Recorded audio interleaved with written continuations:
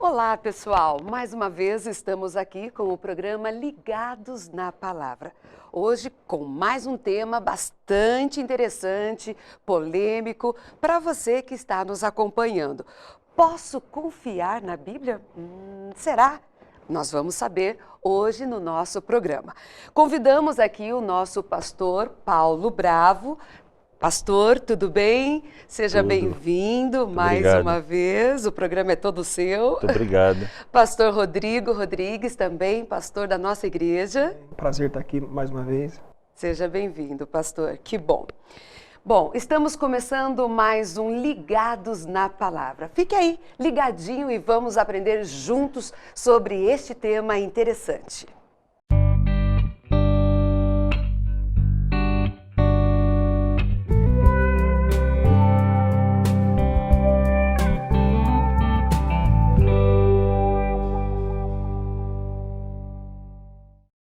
Antes de nós darmos início propriamente dito, vamos começar com uma oração, pastor.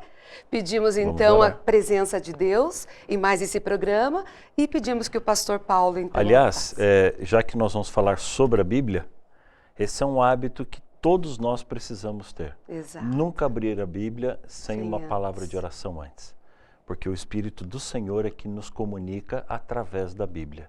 Então eu quero convidar você a junto comigo erguermos uma prece ao Senhor nosso Deus. Vamos orar.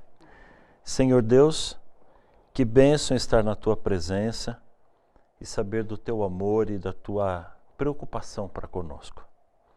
Nós estamos prontos para abrir a Tua palavra, queremos estudar sobre a Bíblia e através da Bíblia.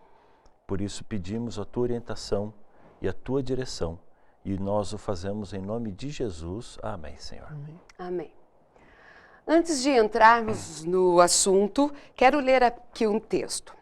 Nenhum livro foi jamais tão amado, tão odiado, tão reverenciado e tão perseguido quanto a Bíblia. Muitas pessoas foram mortas em favor da Bíblia.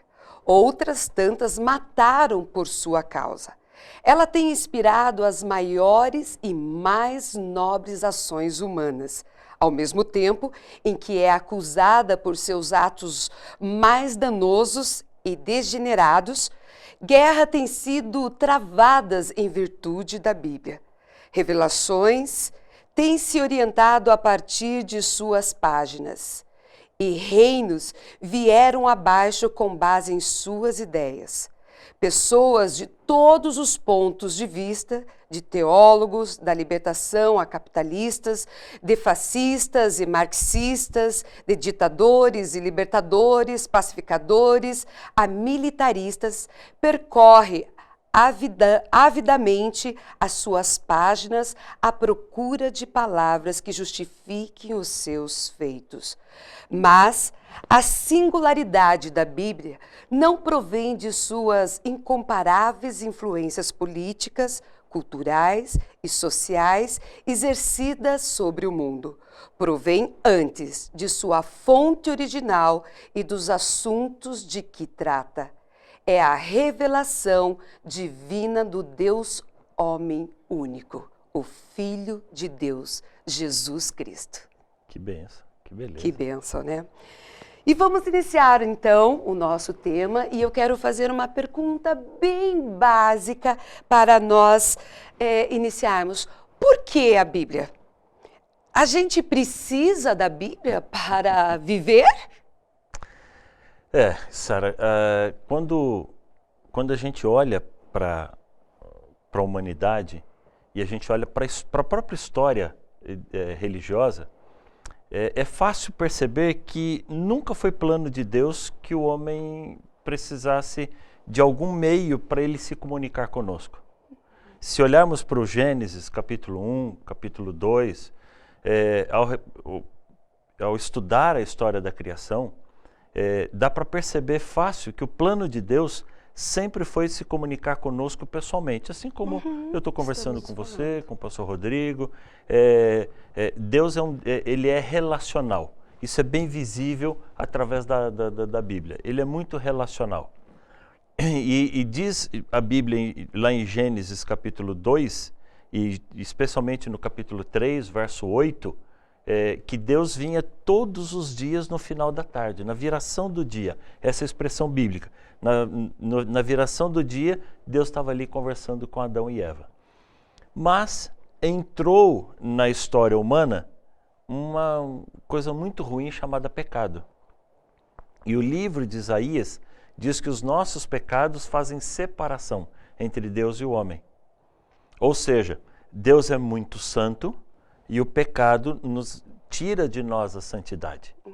E por causa dessa ruptura, Deus perdeu a capacidade de se comunicar pessoalmente com o homem. Ele não podia mais aparecer para o homem. Se der uma olhadinha no livro do Êxodo, a partir do capítulo 18, 19, quando Deus aparece para o povo de Israel ali no Monte Sinai, e até quando ele dá as tábuas da lei, Moisés, em algum momento da conversa, são vários capítulos que descrevem ali, mas em algum momento Moisés pediu a Deus que ele queria ver a face de Deus. E Deus falou: Moisés, não tem como você ver minha face. E Deus falou, e Moisés insistiu um pouquinho, e Deus falou: Moisés, vamos fazer o seguinte então. Tem uma rocha ali, e naquela rocha tem uma fresta. Você fica olhando ali na fresta, e eu vou passar de costas ali. E Moisés ficou olhando ali na fresta da rocha, né? E Deus passou de costas. O que Moisés viu de Deus? Nada. Mas o nada que Moisés viu de Deus foi suficiente para que quando ele descesse do Monte Sinai, o rosto dele brilhava tanto que as pessoas não conseguiam olhar para ele. A Bíblia diz que ele teve que usar um véu para poder conversar com as pessoas. Ou seja, a glória, a santidade de Deus é muito grande. Então nós não podemos mais ver a face de Deus. Por isso que, a partir da entrada do pecado, Deus começou a se comunicar com o ser humano através da fala. Ele falava. Deus falou com Adão, falou com Caim, Deus falou com Noé, Deus falou com Abraão, e assim Deus falava com seus filhos, Deus falou com Moisés. E ali mesmo, no pé do Monte Sinai, se a gente olhar Êxodo capítulo 20, verso 19, o povo de Israel agora faz um pedido para Moisés. Moisés, peça para Deus não falar mais com a gente. Porque quando você fala, nós entendemos, mas quando Deus fala, a gente não entende mais. Ou seja, a humanidade estava se afastando tanto de Deus, que nem a voz de Deus era mais inteligível. Não tinha mais como ser compreendida. E agora Deus não podia mais vir conversar e Deus não podia mais falar. E como que Deus ia se comunicar com seus filhos?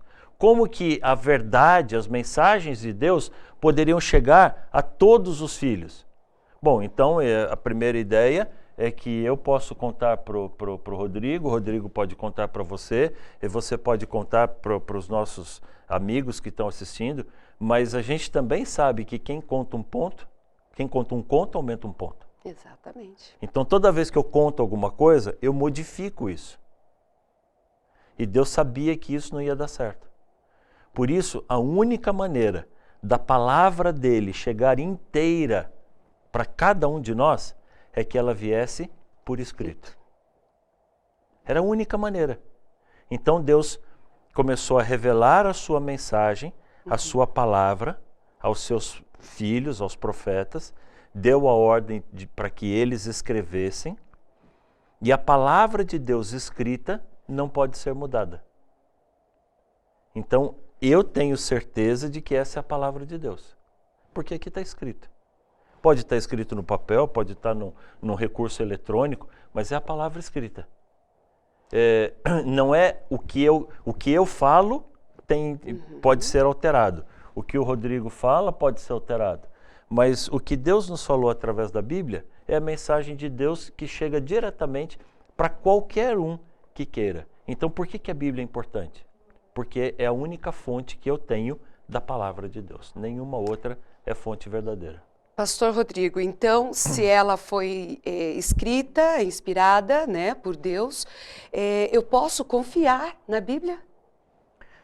Não só pode, como deve. Na verdade, Eu diria até complementando aqui o que o pastor falou, a grande necessidade, nós temos mais necessidade de que Deus nos desse a Bíblia do que Deus em dar Sim, a Bíblia para nós. É só nossa, né? Nossa, Ou seja, eu quero saber por que eu estou aqui, de onde eu vim, por que eu estou aqui, para onde eu vou. Então a Bíblia, ela atende aí.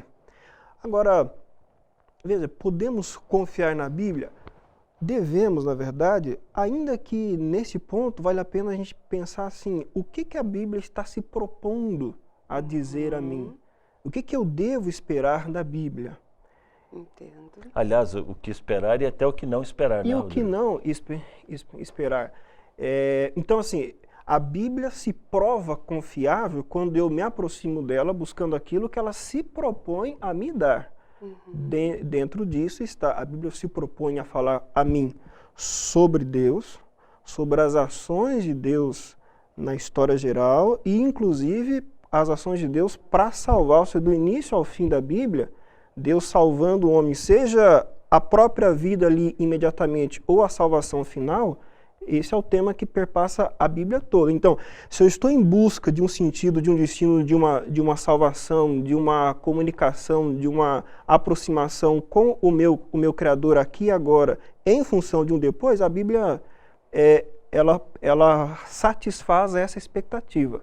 Agora, claro, se eu buscar a Bíblia para outros propósitos, talvez ela vá me frustrar.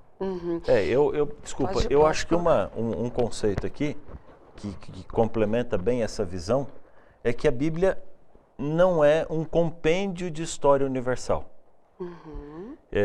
Se eu olhar para a história bíblica, eu tenho uma porção de lacunas, de espaços vazios.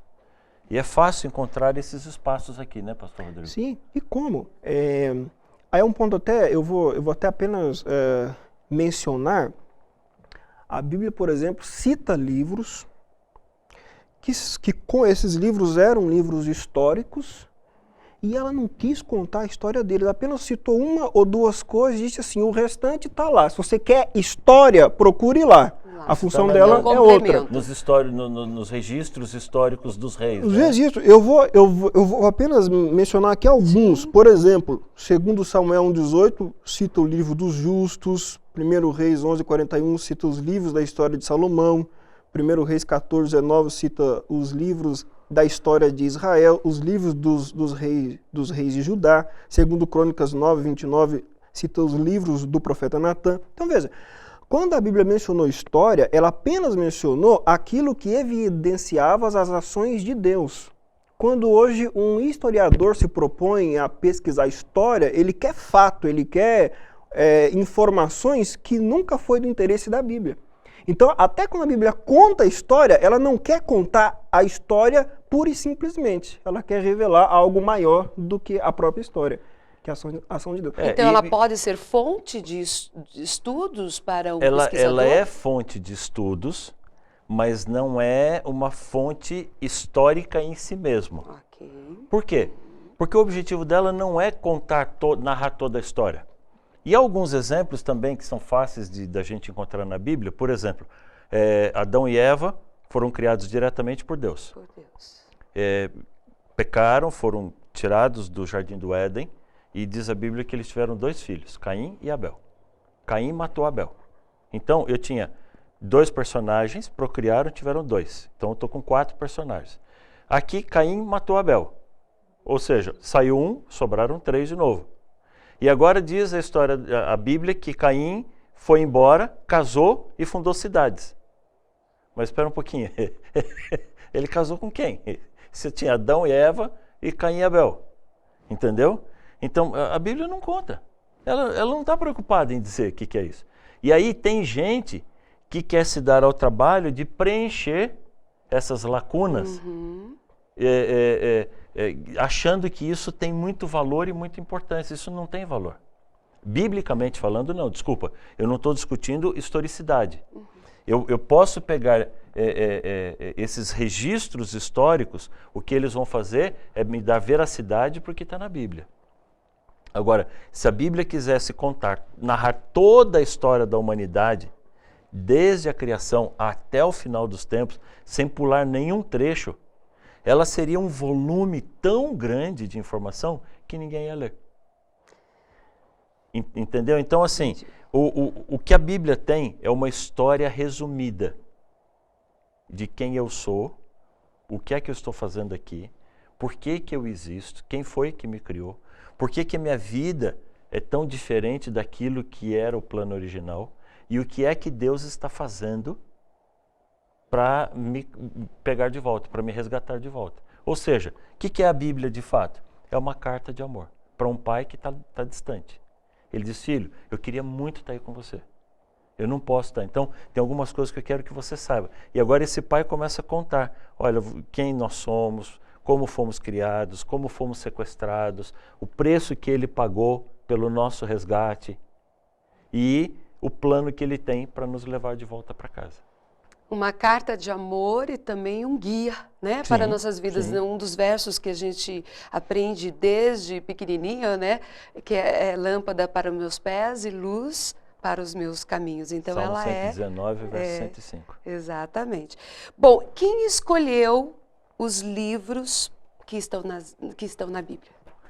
Bom, esses livros que a gente tem na Bíblia, como é que chama isso, pastor?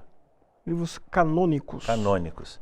Então nós temos aquilo que nós chamamos de cânon bíblico. Entendo. Cânon bíblico é a seleção dos livros que formam a Bíblia. A palavra Bíblia vem, ela vem de um derivado grego chamado biblion. Biblion era o termo usado para o livro. E Bíblia era a coleção dos biblions, era a coleção dos livros. Então, a Bíblia, na verdade, é uma coleção de livros. São 66 livros, escritos por cerca de 44 autores diferentes, e esse cânon veio sendo formado ao longo da história.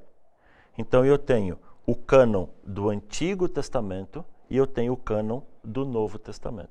Desculpa, eu posso abrir um parênteses aqui com vocês dois? Claro. Eu não gosto muito dessa expressão, dessa Antigo, divisão do dessa Antigo divisão. e do Novo. Por quê? Porque essa é uma expressão feita só para facilitar estudo. Mas muitos levam como antigo, Isso, passou. isso, né? entendeu? Não vamos seguir mais Eu já não essa uso a parte. expressão Velho Testamento, porque o velho já dá conotação de uma coisa arcaica, em desuso. Na verdade, se eu pegar aqui no meio a divisão que tem entre Antigo e Novo Testamento, é só para mencionar a diferença ou mostrar os livros que foram escritos antes da vinda de Cristo e os livros que foram escritos depois da vinda de Cristo. Agora, a Bíblia é um todo, é um conjunto. Não dá para separar, né? Não dá para separar. É como eu falar do meu braço direito e meu braço esquerdo, mas eu não tenho como separar. Tudo isso faz parte daquilo que eu sou. Todo esse conjunto de livros faz parte daquilo que é a Bíblia. Mas ele veio sendo formado ao longo da própria história. Ou seja, o próprio povo de Deus, à medida com que os livros foram sendo escritos, que os profetas foram escrevendo, eles mesmos é que já avaliavam e já julgavam se o profeta falava em nome de Deus, se as coisas que ele falava se cumpriam, se ele estava de acordo com a revelação que existia anteriormente. Ou seja, o próprio Deus deixou na Bíblia critérios para avaliar se alguém fala em nome de Deus ou não. E o próprio povo judeu e depois os cristãos, eles foram usando esses critérios para avaliar, e alguns livros foram rejeitados e outros livros foram aceitos. Então, não houve uma reunião que disse assim, ó, esse aqui a gente quer, esse aqui a gente não quer. E isso veio acontecendo ao longo do tempo. É claro que houve concílios, e esses concílios revisaram a história e confirmaram os livros canônicos. Entendo. Né? Alguns livros não foram aceitos e mais tarde só a Igreja Católica que aceitou, por isso que eles são chamados deuterocanônicos. São livros que entraram num cânon tardio, num cânon mais tarde. E aí você tem os livros de Macabeus, deixa eu ver se eu tenho a relação aqui. Eu tinha marcado isso em algum lugar aqui. Tem primeiro e segundo Macabeus, Judite, o Eclesiástico. Sabedoria e Baruque. Tobias. E acréscimos no livro de Daniel também. Isso. Esses são os livros deuterocanônicos. Certo. Me diz uma coisa, pastor Rodrigo. Muitas pessoas com variadas interpretações na Bíblia. Como isso? Se está escrito ali e outras pessoas interpretam de forma diferente, da maneira diferente que eu interpreto. Uhum. É fundamental você ler a Bíblia com critérios, até porque nós estamos em 2016, então há um abismo temporal entre mim e o último livro a ser escrito da Bíblia, né? Há um abismo de 2 milênios entre o último livro, quanto mais do primeiro. Foi escrito em outra língua, era uma outra cultura. Uhum. Então, na verdade, para eu me apropriar e alcançar o real sentido do que o texto quis dizer quando foi escrito, de fato, ou eu uso critérios adequados, ou então, o que normalmente acontece é as pessoas leem a Bíblia, mas já com os conceitos e preconceitos da sua própria época, ou até da sua própria vida. Pré-estabelecidos. Ou seja, eu posso estudar e cavar a Bíblia para entender o que ela quis dizer, aí eu tenho que levar em consideração o gênero literário, o contexto aonde está tal passagem, etc. Ou eu posso, por exemplo, usar a Bíblia como uma espécie de amuleto, alguma coisa assim. Eu não sei se eu compro uma casa ou uma bicicleta, por exemplo. Aí eu pego e abro o texto bíblico, dependendo daquilo que ele me falar, eu vou interpretar e vou tomar uma decisão. Quer dizer, eu posso usar de diversas maneiras. Uhum. A forma adequada de você estudar a Bíblia é levando em consideração aquilo que ela é. Ela é de outra época, ela tem um propósito que se aplica a mim, mas para eu usufruir dela aqui hoje, eu preciso entender o que ela quis dizer lá quando foi escrita. Então, ou seja, por que há tantas interpretações? Porque as pessoas abordam a Bíblia com seus preconceitos atuais, com seus conceitos de aqui e agora, e raramente, de fato, existe um esforço para cavar aquilo que ela, de fato, poderia revelar se fosse feito esse trabalho. Ou seja, eu posso abrir a Bíblia para entender qual é a mensagem de Deus para mim, ou eu posso chegar com meus conceitos prontos e buscar apenas textos isolados para tentar confirmar aquilo que eu já quero que seja confirmado. Então, talvez essa seja a grande visão, a grande diferença da visão. Eu posso pegar a Bíblia como um todo e estudar e analisar qual é a mensagem que Deus tem para mim.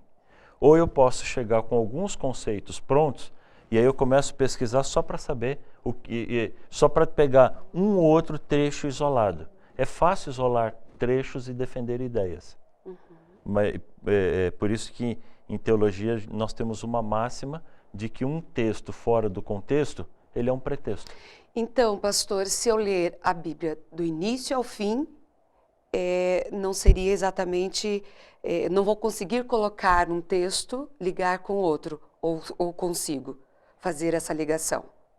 Você pode, na verdade, tem basicamente duas maneiras de você estudar a Bíblia. Uhum. Ou eu leio ela por inteiro, pego do Gênesis, vou até o Apocalipse, ou eu vou estudar por assuntos. Eu posso estudar por assuntos. Uhum. Só que ao estudar por assuntos, eu quero saber o que a Bíblia fala sobre graça. Eu quero saber o que a Bíblia fala sobre o sacrifício de Jesus, a morte de Cristo. Eu quero saber o que a Bíblia fala sobre a lei de Deus. Então eu posso pegar temas e estudar sobre eles. Só que eu tenho que olhar a Bíblia inteira. O que acontece às vezes é que as pessoas pegam um texto isolado e em cima de uma frase, de um pedaço de um texto, ou de um versículo, de um capítulo inteiro, acaba tomando postura ou defendendo conceitos que não são exatamente os conceitos que a Bíblia defende. Entendo. Muito bem, temas interessantes, curiosos e que você pode estar participando, entrando nos nossos links, mandando suas perguntas e interagindo aqui conosco no programa Ligados na Palavra. Que motivos, então, para nós já irmos aí caminhando para o final, que motivos eu tenho para confiar na Bíblia? Quais os motivos, pastor? Eu queria dar um exemplo de confiabilidade. A Bíblia se propôs a contar antecipadamente alguns acontecimentos históricos. Então, por exemplo, no livro de Daniel, capítulo 2, fala que haveria, depois do Império Grego, haveria um império que é o Império Romano, que seria circundado, composto por outros 10 povos. A história comprovou, ou seja, Daniel escreveu antes. E mais, Daniel 2 diz que elas não a partir de um certo ponto, elas não se uniriam mais, não estariam mais debaixo de um mesmo governo. Até hoje, essas tribos que deram origem às atuais nações da Europa, parece que tudo que eles tentam para fazer para se aproximar dá errado. Mas, ou seja, e mais, a profecia de Daniel disse o seguinte: a partir do momento do capítulo 9, a partir do momento que reconstruísse o templo de Jerusalém, então daí a 483 anos, o Messias seria ungido. E Cristo foi batizado no período pré-determinado por essa profecia. E o texto diz mais: dali 3 anos, na metade dos últimos 7 anos, o Messias seria morto. E Cristo foi morto pelos evangelhos, particularmente o evangelho de João. Você percebe que é 3 anos e pouco que durou o seu ministério. Então, toda essa antecipação de acontecimentos futuros é uma das maiores evidências de confiabilidade da Bíblia, dentre os muitos outros exemplos que poderiam ser dados. A precisão histórica, muitos séculos antes do evento acontecer. Ou seja, nunca foi plano de Deus apenas que a gente soubesse o futuro. Deus sabe o futuro. Sim. O conhecimento de Deus é pleno para o passado, para o presente e para o futuro. Mas nós não estamos preparados para conviver com o futuro. E em alguns momentos Deus revelou alguns episódios futuros só para dar confiabilidade. Porque hoje para nós, o que na época era profecia, que falava do futuro, para nós hoje isso é história. Então, historicamente é fácil comprovar que tudo aconteceu de acordo com o que estava na Bíblia. Exato. Posso fazer um joguinho aqui com o Rodrigo? Rodrigo, me ajuda com alguns textos aqui. Eu queria alguma coisa daquilo que a Bíblia fala sobre si mesma. Ok. Pode ser? Vamos lá, Vamos fazer um joguinho assim? Segunda carta a Timóteo, capítulo 3. Nós temos livros e cartas. Então, se é livro, segundo livro dos reis, segundo livro de crônicas, eu posso abreviar e falar segundo crônicas. Quando são cartas, segunda carta, primeira carta aos Tessalonicenses, segunda carta aos Tessalonicenses, eu posso abreviar e falar segunda Timóteo, segunda Timóteo, capítulo 3, verso 16. O que é a Bíblia? Lê pra gente o texto, por favor. Aqui diz: toda a Escritura é inspirada por Deus e útil para o ensino, para a repreensão, para a correção, para a educação na justiça. Então, a Bíblia, ela não contém a palavra de Deus. A Bíblia é a palavra de Deus. Eu gosto muito dessa expressão. E ela não diz que um trecho da Bíblia é inspirado. Toda a Escritura é inspirada por Deus. E toda ela é útil para ensino, para repreensão, para correção e para instrução na justiça. Aí é a resposta, né? Podemos confiar. Ou seja, eu preciso olhar para ela sempre como um todo. Outro texto, pastor Rodrigo, João capítulo 5, Evangelho de João 5, verso 39. Quem é o personagem central da Bíblia? Quando eu olho para a Bíblia inteirinha, do Gênesis ao Apocalipse, sobre quem que eu vou estudar na Bíblia? Examinais as Escrituras, disse Jesus, porque julgais ter nelas a vida eterna, e são elas mesmas que testificam de mim. Então, quem é o personagem central da Bíblia? é Jesus. É especificamente a pessoa de Cristo. Então ele diz assim, examinai, porque você vai me encontrar através de toda ela. O Gênesis, o Êxodo, o Deuteronômio, Números, Levítico, os Reis, qualquer livro que eu pegar, qualquer livro do Antigo Testamento, qualquer livro do Novo Testamento, toda a Bíblia fala sobre a pessoa de Cristo. E por fim, pega pra gente aí, por favor, Isaías capítulo 28, verso 10. Então, se a Bíblia é a palavra de Deus, e é sobre Cristo que eu vou encontrar nela, entendeu a carta de amor do Pai? Esse é o amor de Deus, é sobre Ele que eu vou estudar. Como é que eu vou estudar a Bíblia? E eu queria deixar essa última ideia, porque assim, a gente fala, tá bom, então eu vou estudar. E como é que eu vou estudar a Bíblia? Isaías capítulo 28, verso 10, por favor. Porque é preceito sobre preceito, preceito e mais preceito, regra sobre regra, regra e mais regra, um pouco aqui, um pouco ali. Então, como é que eu vou estudar a Bíblia? Eu vou pegar um conceito, vou colocar sobre outro conceito, e eu vou pegar o outro, vou colocar sobre ele, vou pegar um pouco aqui, um pouco ali. Ou seja, a própria Bíblia explica a si mesma. E dá para pegar um último texto, Lucas capítulo 24, por favor, pastor? Lucas capítulo 24, verso 27. Os discípulos estavam voltando a caminho de Emaús e estavam perdidos, atônitos. Jesus havia morrido, eles não estavam entendendo nada do que tinha acontecido, e Jesus começou a explicar para eles. E como é que Jesus conversou com eles? Verso 27. E começando por Moisés, discorrendo por todos os profetas, expunha-lhes o que a seu respeito constava em todas as Escrituras. Ou seja, eu vou olhar a Bíblia inteirinha. Começando por Moisés, que livros Moisés escreveu? Gênesis, Êxodo. O Pentateuco, 5 primeiros livros da Bíblia. Então, começando ali e descrevendo através de tudo que existia na Bíblia, Jesus foi explicando para eles. Ou seja, a própria Bíblia explica a si mesma. Eu vou encontrar a chave para entender a Bíblia dentro da própria Bíblia, porque essa é a única fonte de verdade e de sabedoria. Estudando um pouco aqui, um pouco ali, Deus vai revelando. Por isso que nós nunca podemos abrir a Bíblia sem uma oração. Porque, como livro, ele não tem poder. Entendo. Mas quando o Espírito Santo age na minha vida, ele fala através das palavras deste livro. Então Deus comunica e Deus conversa conosco. Muito bacana, né? A explicação aí. E para você que está ligadinho no nosso programa, no Ligados na Palavra, você pode ver esse assunto e outros assuntos aí nos nossos links. Participe, mande a sua mensagem. Eu quero agradecer ao pastor. Foi muito gostoso esses momentos, pastor. Pastor Rodrigo também, obrigada pela presença. E até o próximo programa. Amém. Fiquem com Deus. Até a próxima. Um abraço. Deus te abençoe. Um grande abraço para você. Fique ligadinho no Ligados na Palavra. Amém.